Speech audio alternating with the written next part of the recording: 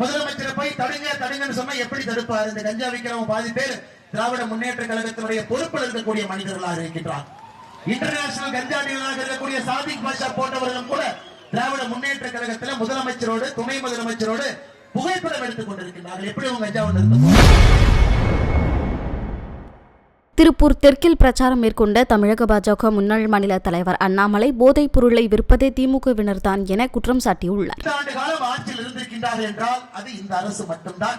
அதில் எந்த மாற்று கருத்தும் இல்லை. அருமை சொந்தங்கள், இன்னைக்கு சாதாரண தாய்மார்கள் கூட வெளியே வருவதற்கு பயப்படுகின்றார். தாய்மார்களுடைய குழந்தைகள், நம்முடைய குழந்தைகள் பள்ளிக்கு சென்று விட்டு வந்தால் அவங்க புத்தக பையை திறந்து நாமளே எட்டி பார்க்கிறோம், தப்பி தவறி கஞ்சாகிரி புத்தக பைக்குள்ள வந்திருக்குமா? தமிழகத்தில் கடந்த 5 ஆண்டுகள்ல மட்டுமே பிடிபட்ட கஞ்சா 65,518 கிலோ. இது ரொம்ப குறைவுதானே ஐயா? ஒரு பானை சோறுக்கு ஒரு சோறு பதம் என்பது போல இந்த பிடிபட்ட கஞ்சா என்பது மிக மிக குறைவு.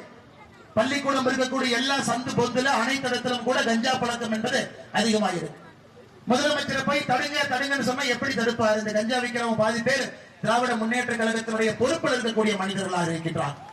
இன்டர்நேஷனல் கஞ்சா டீலராக இருக்கக்கூடிய சாதிக் பாஷா போன்றவர்களும் கூட திராவிட முன்னேற்ற கழகத்தில் முதலமைச்சரோடு துணை முதலமைச்சரோடு புகைப்படம் எடுத்துக் கொண்டிருக்கிறார்கள். எப்படி உங்க கஞ்சாவை நிறுத்த போறாங்க? அதனால்தான் அருமை சொந்தங்களே, சட்டம் ஒழுங்கு நம்ம சரி செய்யணும். ஒரு தலைமுறை இந்த சட்டம் ஒழுங்குல நாசமா போயிட்டாங்க. ஒரு தலைமுறைக்கு நாம் பாதுகாப்பு கொடுக்க முடியல.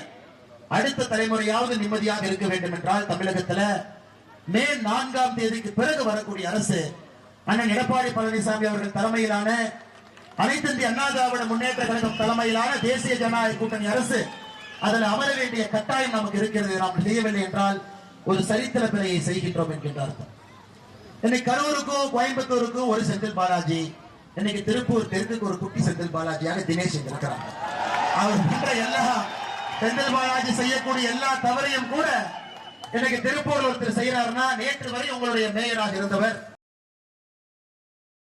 செய்திகளை உள்ளது உள்ளபடி தெரிந்து கொள்ள ரெஃப்ளெக்ட் நியூஸை சப்ஸ்கிரைப் பண்ணுங்க.